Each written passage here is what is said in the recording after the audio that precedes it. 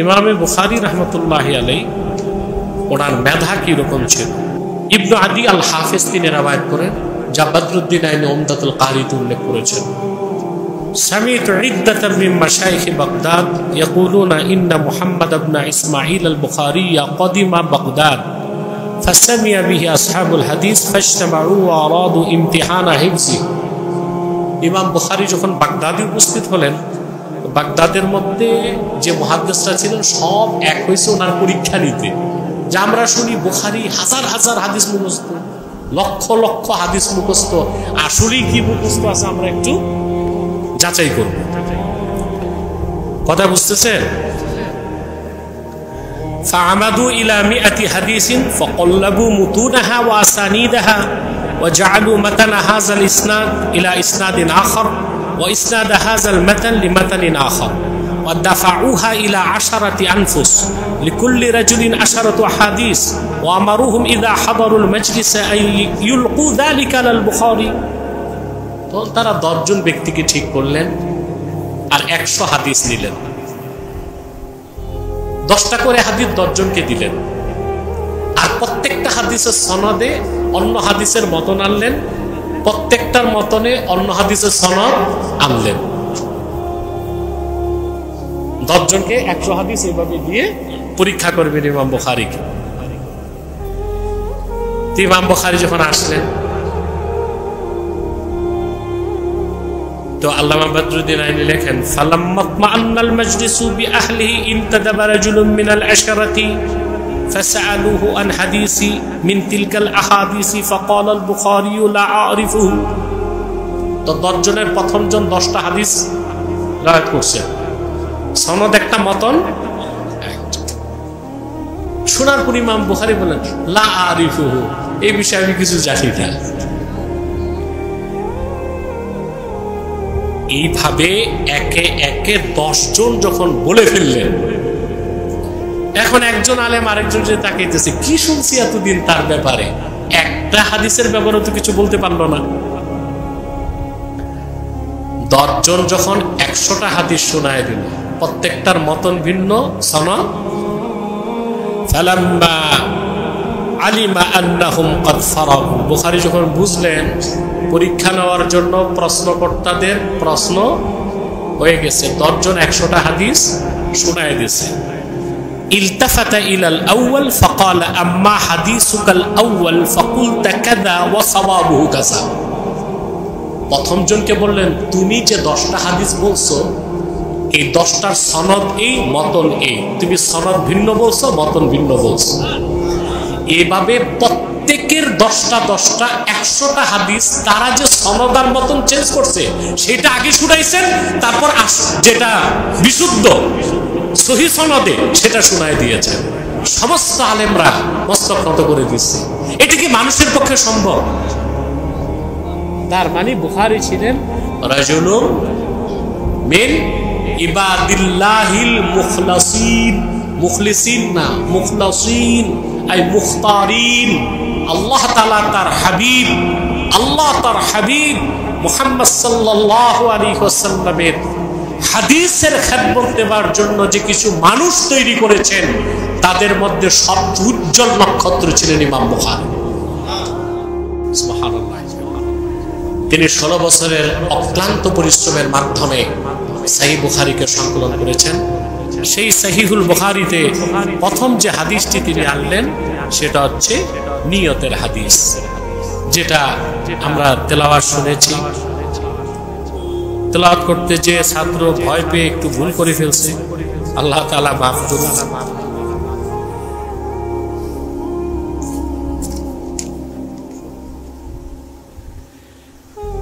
وبه قال حدثنا الحميدي وعبد الله بن الزبير قال حدثنا سفيان قال حدثنا يحيى بن سعيد الأنصاري قال أخبرني محمد بن إبراهيم التيمي أنه سمع علقمة بن وقاص الليثي يقول سمعت عمر بن الخطاب رضي الله عنه على المنبر قال سمعت رسول الله صلى الله عليه وسلم يقول إنما الأعمال بالنيات وإنما لكل امرئ ما نوى فمن كانت هجرته إلى دنيا يصيبها أو إلى امرأة ينكحها فهجرته إلى ما هاجر إليه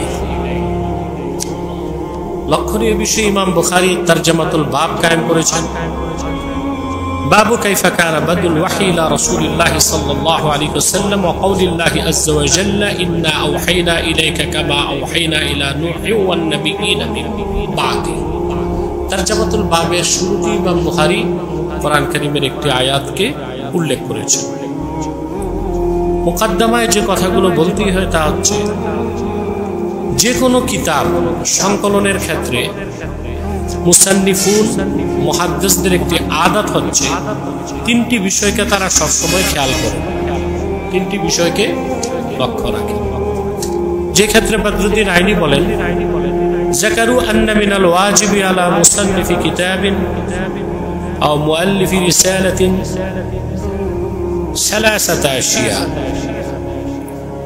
যে কোনো মুসান্নিফ তাসনিফ করার আগে কিতাব লেখার আগে কিংবা রিসালা যিনি লিখেন তিনটি বিষয় অত্যাবশ্যকীয়ভাবে তাকে শুরুতেই উল্লেখ করতে হয় ওয়াহিয়াল বাসমালাতু ওয়াল হামদালাতু ওয়াস সালাহ তার প্রথমটা হচ্ছে বিসমিল্লাহ দিয়ে শুরু করা দ্বিতীয়টা হচ্ছে আল্লাহর প্রশংসা উল্লেখ করা হামদ তৃতীয়টা হচ্ছে সালাত আলা রাসূলিল্লাহ এই ক্ষেত্রে দলিল কি কথাটা কিছু দলিল উল্লেখ করা হয়েছে সেটা হচ্ছে আম্মাল বাসমালাতু ওয়াল হামদালা ফালিআন্না কিতাবাল্লাহি তাআলা মাফতুহুম বিহিমা বিসমিল্লাহ এবং হামদুলিল্লাহ এই দুইটা দিয়ে তো কোরআন কারীমের সূচনা এটা একটা দলিল ولقوله صلى الله عليه وسلم كل امر ذي بال لم يبدا فيه بذكر الله وببسم الله الرحمن الرحيم فهو اقطع একটি হাদিস সহিহ হাদিস আল্লাহ রাসূল সাল্লাল্লাহু আলাইহি ওয়াসাল্লাম ইরশাদ করেছেন প্রত্যেক সেই ভালো কাজ যার সূচনা হয় না আল্লাহর জিকির দিয়ে কিংবা বিসমিল্লাহির রহমানির রহিম দিয়ে সেটা আকতা অর্থাৎ বরকত শূন্য এবং আরেকটি হাদিস হাফেজ আব্দুল কাদের তার 40 এর মধ্যে উল্লেখ করেছেন রাসূল করিম সাল্লাল্লাহু আলাইহি ওয়াসাল্লাম ইরশাদ করেছেন কুল্লু কালামিন লা ইউবদা ফীহি বিহামদিল্লাহি ফাহুয়া আজজাম প্রত্যেক সেই কথা যা আল্লাহর প্রশংসা ছাড়া আলহামদুলিল্লাহ ছাড়া উল্লেখ করা হয় সেটাও বরকত শূন্য এটা ইমাম আবু দাউদ উল্লেখ করেছেন ইমাম নাসাই এবং ইবনে মাজাহ উল্লেখ করেছেন কুল্লু আমরিন দি বালিন লাম ইউবদা ফীহি বিল হামদি আকতা এই হাদিসগুলো দিয়ে প্রমাণিত হয় যে কোনো কিতাব বা রিসালা লেখার আগে বিসমিল্লাহ উল্লেখ করতে হবে এবং আল্লাহর হামদ বা প্রশংসাও থাকতে হবে দ্বিতীয় হচ্ছে সালাত আলা রাসূলিল্লাহ এটা উল্লেখ থাকতে হবে তার দলিল কি এটা দলিল হচ্ছে ওয়া আম্মাস সালাতু ফালিআন্না যিকরাহু মাকরুনুম বিযিকরিহি তাআলা আল্লাহর জিকিরটা যেখানে থাকবে আল্লাহ রাসূল মুহাম্মদ সাল্লাল্লাহু আলাইহি ওয়াসাল্লামের জিকিরটা সেখানে থাকবে এটা আল্লাহর ফিতরাত যেমন আল্লাহ কোরআন কারীমে উল্লেখ করেছেন ওয়া রাফা'না লাকা যিকরা মুহাম্মদ সাল্লাল্লাহু আলাইহি ওয়াসাল্লাম আমি আপনার জিকিরকে বুলন্দ করেছি এটা তাফসীরে একেবারে ইজমাউল মুফাসসিরিন সব মুফাসসির একমত এবং 12 থেকে 14টি তাফসীরে আমি দেখেছি এটার ব্যাখ্যায় আল্লাহ নিজে বলেছেন ইজা যুকিরতু যুকিরতা মাই মুহাম্মদ সাল্লাল্লাহু আলাইহি ওয়াসাল্লাম যখনই আমি আল্লাহর জিকির হয় সঙ্গে আপনি মুহাম্মদ সাল্লাল্লাহু আলাইহি ওয়াসাল্লামের জিকিরও হয় এর থেকে বোঝা যায় যদি বিসমিল্লাহ থাকে হামদালা থাকে তাহলে সালাত আলা রাসূলিল্লাহ থাকবে এখন একটা প্রশ্ন যে শুধু সালাত থাকবে না সালামও সাথে থাকবে এই ক্ষেত্রে আবার মুহাদ্দিসিনে কেরাম বলেন কিছু ফকিহের মতে আল্লাহ রাসূল সাল্লাল্লাহু আলাইহি ওয়াসাল্লামের খেদমতে শুধু সালাত পাঠানো মাকরুহ সালাতের সাথে সালামও লাগবে কারণ আল্লাহ তাআলা বলেছেন সাল্লু আলাইহি ওয়া সাল্লিমু তাসলিমা এখন বলা হয় সালাতে যে আমরা তাশাহুদ করি তখন তো শুধু সালাত করি না আমরা আত্তাহিয়াতে সালাম করি তারপরে সালাত করি সেখানে সালামও আছে সালাতও আছে এই জন্য দরুদ ইব্রাহিম যেটাকে বলা হয় মূলত এটা দরুদ ইব্রাহিম নাম না এটার নাম হচ্ছে সালাত ফিত তাশাহুদ তাশাহুদের দরুদ অবশ্য ফতোয়া শামী ইবনে আবিদিন শামী সালাত ইব্রাহিমিয়া বলেছেন ওটা প্রচলিত অর্থটাকেই তিনি নিয়েছেন কিন্তু কোনো হাদিস বা ফিকহের কিতাবে এটার নাম দরুদ ইব্রাহিম না, এটা আমরা প্রচলিত করে ফেলেছি। এটা হচ্ছে সালাত আলা তাশাহুদ। এখন যদি নামাজের বাইরে এই দরুদ ইব্রাহিম যে বলি আমরা পড়ি, শুধু সালাত থাকে, সালাম থাকে না, এটা মূলত সালাতের জন্যই খাস। সালাতের বাইরে পড়তে হলে সালাম লাগবে, সেজন্য সালাত দরুদ ইব্রাহিম বলে সওয়াব আছে, গুনাহ নাই। কিন্তু অন্য যদি দরুদ পড়ি যেটার সাথে সালাম আছে, সেটা আদবের ক্ষেত্রেও অধিক তাকিদ রাখে এবং ফজিলতের ক্ষেত্রেও বেশি সওয়াব রাখে। এখন বুখারী কেন শুধু বিসমিল্লাহ দিয়ে শুরু করলেন? হামদালা নাই কেন? সালাত সালাম নাই কেন? এটার অনেকগুলো জবাব মুহাদ্দিসিনে কেরাম দিয়েছেন। এর একটা জবাব কেউ বুখারীর পক্ষ থেকে দিয়েছেন, যে হাদিসটি আমরা শুনেছি যে কাজের মধ্যে হামদালা থাকবে না, আল্লাহর প্রশংসা বা স্তুতি থাকবে না, সেই কাজটা বরকতশূন্য। মূলত সেখানে কেউ বলেন কুররা ইবনে আব্দুর রহমান একজন রাবী আছেন, তিনি যায়ীফ। কিন্তু মুহাদ্দিসিনে কেরাম বলেন অসংখ্য তুরুকে কুতুবুস সিত্তার অসংখ্য কিতাবে হাদিস এসেছে, যায়ীফ বলার কোনো সুযোগ নাই। অনেকগুলো জবাবের মধ্যে দুইটা জবাব অত্যন্ত স্পষ্ট। তার একটা জবাব হচ্ছে যে ইমাম বুখারী এখানে আদবের দিকে লক্ষ্য করেছেন। আল্লাহ বলেছেন ইয়া আইয়ুহাল্লাযীনা আমানু লা তুকদ্দিমু বাইনা ইয়াদাইল্লাহি ওয়া রাসূলিহি, হে মুমিনগণ তোমরা আল্লাহ ও তার রাসূল সাল্লাল্লাহু আলাইহি সাল্লামের কথার আগে নিজেদের কথাকে অগ্রবর্তী করো না। এই দিকটি খেয়াল করে ইমাম বুখারী কোরআনের আয়াত উল্লেখ করে সরাসরি রাসূলুল্লাহর হাদিস উল্লেখ করেছেন, নিজের পক্ষ থেকে কোনো কথাকেই তিনি আনতে চান নাই। দ্বিতীয় জবাব কেউ বলেছেন যে বিসমিল্লাহ পড়া, আলহামদুলিল্লাহ পড়া, আল্লাহর প্রশংসা করা, এগুলো তো লিখার মাধ্যমেই করতে হবে তা না, মৌখিকভাবে তিনি পড়ে নিছেন, অতএব এ দিয়েও তাকে সমালোচনা করার কোনো সুযোগ নাই। এরপর যে বিষয়টি আসে যে এখানে আয়াতে কারিমা তিনি উল্লেখ করেছেন ইন্না আওহাইনা ইলাইকা কামা আওহাইনা ইলা নূহি ওয়ান নাবিয়্যিনা মিন বাদি। এখানে আল্লাহ সুবহানাহু ওয়া তাআলা রাসূল কারীম সাল্লাল্লাহু আলাইহি ওয়াসাল্লামের কাছে যে ওহী প্রেরণ করেছেন, দৃষ্টান্ত দিতে যে আল্লাহ তাআলা নূহের কথাটা উল্লেখ করেছেন যে আমি আপনার উপর ওহী করেছি, আমি আপনার উপর ওহী করি সেভাবে যেভাবে আমি ওহী নাজিল করেছি নূহের উপর এবং পরবর্তী পয়গম্বরদের উপর। তা আদম আলাইহিস সালামের কথা আসলো না কেন? নূহের আগে তো হযরত আদম ছিলেন, আদমের পরে শীষ ছিলেন, তারপরে ইদ্রিস ছিলেন, তারপরে হযরত নূহ। তো হযরত আদমের কথাটা তো আসতে পারত। এটারও অনেকগুলো জবাব দেওয়া হয়েছে। তার মধ্যে সংক্ষিপ্ত ভাবে জবাব এটাই যে আদম আলাইহিস সালামের পরে আল্লাহ দুনিয়াকে ধ্বংস করেছিলেন, পরবর্তীতে মানব জাতির বিকাশ ঘটেছে হযরত নূহের মাধ্যমে, হযরত নূহের 3 ছেলের মাধ্যমে, সাম, হাম, ইয়াফেস। আর ওই 3 সন্তান থেকেই পরবর্তীতে সমস্ত পয়গম্বরগণ এসেছেন।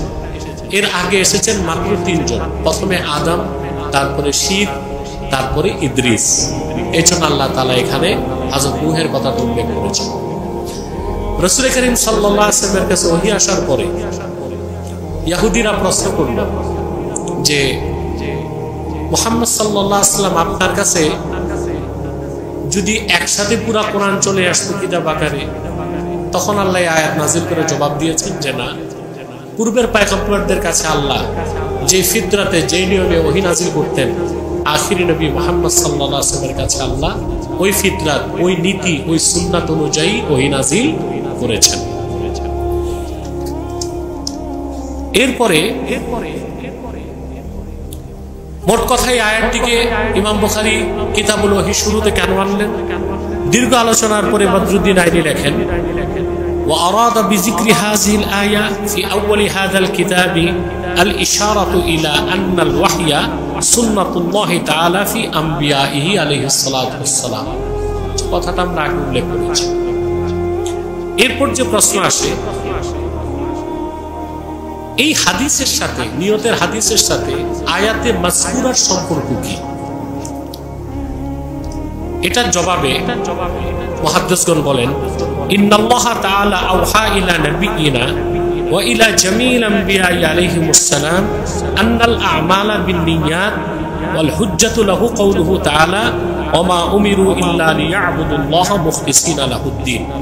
আল্লাহ তাআলা এই আয়াতের মধ্যে এটি স্পষ্ট করেছেন যে পূর্বের সমস্ত পয়গম্বরদের কাছে এবং বিশেষ করে আখিরি নবী মুহাম্মদ সাল্লাল্লাহু আলাইহি ওয়াসাল্লামের কাছে ওহীর মাধ্যমে আল্লাহ তাআলা যে গুরুত্বপূর্ণ বার্তা দিয়েছেন যে সকল আমল নিয়তের উপর নির্ভর করে, এমনকি তাওহীদ ও ঈমানের সম্পর্ক নিয়তের সাথে, যা অন্য আয়াতে আল্লাহ স্পষ্ট করে দিয়েছেন ওমা উমিরু ইল্লা লিয়াবুদুল্লাহ মুখলিসিনা লাহুদ্দিন। যে পূর্ববর্তী পয়গম্বর ও তার জাতিদেরকে এটাই আদেশ করা হয়েছিল তারা যেন দ্বীনকে খালেস করে আল্লাহর জন্য। ওখানে ইখলাসের অর্থ হচ্ছে নিয়ত, নিয়তকে ইখলাস অর্থ আল্লাহ তাআলা উল্লেখ করেছেন। এরপরে প্রশ্ন হচ্ছে ওমাল মুনাসাবাতু বাইনা তারজামাতিল বাব ওয়া বিহাদিসিল বাব। হাদিসুল বাবের সাথে তারজামাতুল বাবের সম্পর্ক কি? অনেক মুহাদ্দিস বলেছেন যে নিয়তের হাদিসের সাথে তারজামাতুল বাবের কোনো সম্পর্ক নাই, কারণ এখানে তারজামাতুল বাব কায়েম করা হয়েছে কাইফা কানা বাদুল ওয়াহি ইলা রাসূলিল্লাহ সাল্লাল্লাহু আলাইহি ওয়াসাল্লাম, আল্লাহ রাসূল সাল্লাল্লাহু আলাইহি ওয়াসাল্লামের কাছে ওহীর সূচনা কিভাবে হয়েছে, কাইফিয়ত কি ছিল। আর নিয়তের হাদিসের মধ্যে ওহী সংক্রান্ত কোনো কথাই নাই, সেখানে আছে নিয়তের কথা, হিজরতের কথা। এটার জবাব দিতে যে মুহাদ্দিসগণ অনেকগুলো জবাব দিয়েছেন, তার মধ্যে 3টা জবাব খুব স্পষ্ট। তার প্রথমটি হচ্ছে الأول أن النبي صلى الله عليه وسلم خطب بهذا الحديث لما قدم المدينة المنورة حين وصل إلى دار الهجرة، وذلك كان بعد ظهوره ونصره واستعلائه.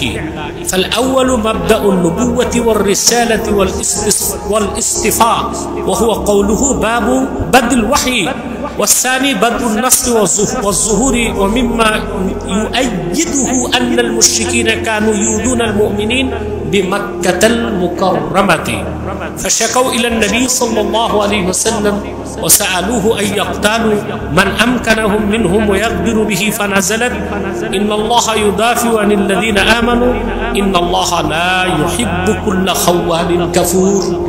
এই হাদিসটির উরুদ কখন হয়েছে? নিয়তের হাদিস। সবাই একমত যে আল্লাহর হাবিব সাল্লাল্লাহু আলাইহি ওয়াসাল্লাম মক্কা মুকাররমা থেকে হিজরত করে মদিনাতুল মুনাওয়ারাতে যাওয়ার পরে সাহাবায়ে কেরামের উদ্দেশ্যে এই হাদিসটি ইরশাদ করেছেন। এখন রাসূল করিম সাল্লাল্লাহু আলাইহি ওয়াসাল্লামকে আল্লাহ তাআলা আখিরি নবী, সর্বশেষ নবী ও রাসূল হিসেবে মুহাম্মদ সাল্লাল্লাহু আলাইহি ওয়াসাল্লামকে ১৫০০ বছর আগে আল্লাহ প্রেরণ করেছেন। তার প্রকাশ ঘটেছে ওহীর মাধ্যমে। এই জন্য তিনি তারজামাতুল বাবে উল্লেখ করেছেন বাবু কাইফা কানা বাদুল ওয়াহি ইলা রাসূলিল্লাহ সাল্লাল্লাহু আলাইহি ওয়াসাল্লাম। 13 বছর রাসূল করিম সাল্লাল্লাহু আলাইহি ওয়াসাল্লাম মক্কা মুকাররমায় দ্বীনের দাওয়াত দিয়েছেন। সাহাবায়ে কেরামের উপর নির্যাতন হয়েছে, নিপীড়ন হয়েছে। সাহাবায়ে কেরামের মধ্যে যাদের শক্তি সামর্থ্য ছিল তারা প্রতিরোধ করতে চেয়েছে, আল্লাহ প্রতিরোধের সুযোগ দেন নাই। ইন্নাল্লাহা ইউদাফিউ আনিল্লাযিনা আমানু ইন্নাল্লাহা লা ইউহিব্বু কুল্লা খাওয়ানিন কাফুর। কিন্তু যখনই হিজরত করে আল্লাহর হাবিব আখির নবী মুহাম্মদ সাল্লাল্লাহু আলাইহি ওয়াসাল্লাম মদিনাতুল মুনাওয়ারাতে পৌঁছে গেলেন, তখন আল্লাহ জিহাদের অনুমতি দিয়ে দিলেন। আল্লাহ বললেন উযিনা লিল্লাযিনা ইউকাতালুনা বিআন্নাহুম যুলিমু, যাদের উপর জুলুম করা হয়েছে তাদেরকে অনুমতি দেওয়া হলো কিতাল বা জিহাদে। তখন থেকে আল্লাহ দ্বীনের প্রসারের জন্য নুসরাত চলে আসলো, যা শুরু হয়েছে হিজরতের মাধ্যমে। এজন্য এই তারজামাতুল বাবে এই হাদিসটি উল্লেখ করা পুরাপুরি মুনাসাবা রাখে। এটা হচ্ছে একটা জবাব, যেখানে গায়ের মুনাসাবাতের কিছু নাই। আম্মা মুনাসাবাতু তারজামাতুল বাব ওয়া বিহাদিসিল বাব যাহির, তারজামাতুল বাবের সাথে হাদিসুল বাবের সম্পর্ক সুস্পষ্টভাবেই প্রমাণিত। এখানে ইমাম বুখারীর ইজতিহাদি কোনো ভুল হয় নাই। তাহলে এখানে আরেকটা বিষয় স্পষ্ট যে কিয়ামতকে কেতালকে আল্লাহ তাআলা ফরজ করে রেখেছেন উম্মতে মুহাম্মাদের উপর।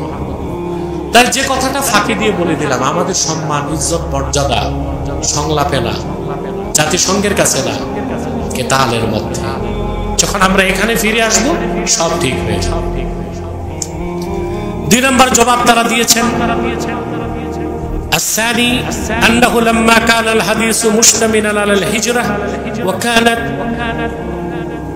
مقدمة النبوة في حق وكانت مقدمة النبوة في حقه هجرته إلى الله تعالى ومناجاته في غار حراء فهجرته إليه كانت ابتداء فضله باصطفائه ونزول الوحي عليه مع التأييد الإلهي والتوفيق الرباني দ্বিতীয় জবাবটা হচ্ছে যে আল্লাহর হাবিব সাল্লাল্লাহু আলাইহি ওয়াসাল্লাম হিজরত কখন করলেন? দিন আসার পরে। দিন কখন আসলো? ওহী আসার পরে। সরাসরি আল্লাহর হাবিব সাল্লাল্লাহু আলাইহি ওয়াসাল্লামের কাছে ওহী আসার আগে আল্লাহ রাসূল, আল্লাহর হাবিব, নবী রাসূলগণের মাথার তাজ মুহাম্মদ সাল্লাল্লাহু আলাইহি ওয়াসাল্লাম কোরআন আসার আগে হিজরত করছেন আল্লাহর দিকে, সেটা গারে হেরাতে। মক্কাতেই, কাবাগর থেকে 3 মাইল দূরে গারে হেরাত, ওখানে রাসূল করিম সাল্লাল্লাহু আলাইহি ওয়াসাল্লাম মুসালসাল 6 মাস আল্লাহ তাআলার ধ্যান করেছেন, তাফাক্কুর করেছেন, যেটা সামনে হাদিস আসবে আপনারা দেখবেন। হ্যাঁ, তাহান্নুস করেছেন রাসূল করিম সাল্লাল্লাহু আলাইহি ওয়াসাল্লাম, সেটা হচ্ছে তাআব্বুদুল লায়ালি যাওয়াতিল আদাদ। নিরবিচ্ছিন্ন কয়েক রাত রাসূল করিম সাল্লাল্লাহু আলাইহি ওয়াসাল্লাম আল্লাহর ইবাদত করেছেন। তাহান্নুস, তাআব্বুদ, বাড়িতে আসতেন না। কয়েক রাত পর আম্মা জান খাদিজার কাছে আসতেন, তিনি তাজাউদ তৈরি করে দিতেন, আবার তাজাউদ নিয়ে রাসূল করিম সাল্লাল্লাহু আলাইহি ওয়াসাল্লাম গারে হেরায় চলে যেতেন। তা রাসূল করিম সাল্লাল্লাহু আলাইহি ওয়াসাল্লাম প্রথম হিজরত করলেন আল্লাহর দিকে, আসলো ওহী, দিন আসলো, দিন পরিপূর্ণ হওয়ার জন্য আবার তিনি মক্কা থেকে মদিনা মুনাওয়ারায় হিজরত করেছেন।